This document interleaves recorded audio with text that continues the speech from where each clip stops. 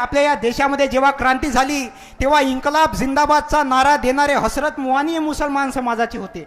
जय हिंदचा नारा देणारे आबेद हसन सपानी हे मुसलमान समाजाचे होते. 1942ला भारत छोडो आंदोलन झालं तेव्हा सायमन गो बॅक म्हणजे भारत छोडोचा नारा देणारे युसुफ मेहर अली हे मुसलमान समाजाचे होते.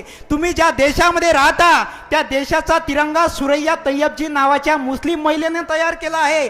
या देशासाठी सगळ्यात पहिले शहीद होणारा पत्रकार मौलाना मीर बाकर हा मुस्लिम समाजाचा आहे. या देशासाठी सगळ्यात पहिले शहीद होणारा शासक म्हैसूरचे सुलतान हैदर अली हे मुस्लिम समाजाचे आहे. या देशासाठी सगळ्यात तरुण वयात शहीद होणारा क्रांतिकारक अशफाकुल्ला खान हे मुस्लिम समाजाचे आहे.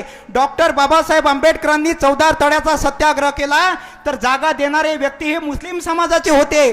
जेव्हा महात्मा फुलेंनी इथल्या महिलांसाठी पहिली शाळा काढली आणि ह्या भामट्यांनी महात्मा फुलेंच्या घरावर मारेकरी पाठवले तेव्हा महात्मा फुलेंच्या वडिलांनी सांगितलं की तुला घरामध्ये राहण्याचा अधिकार नाही. तेव्हा महात्मा फुलेंच्या वडिलांनी त्यांना घराच्या बाहेर काढलं.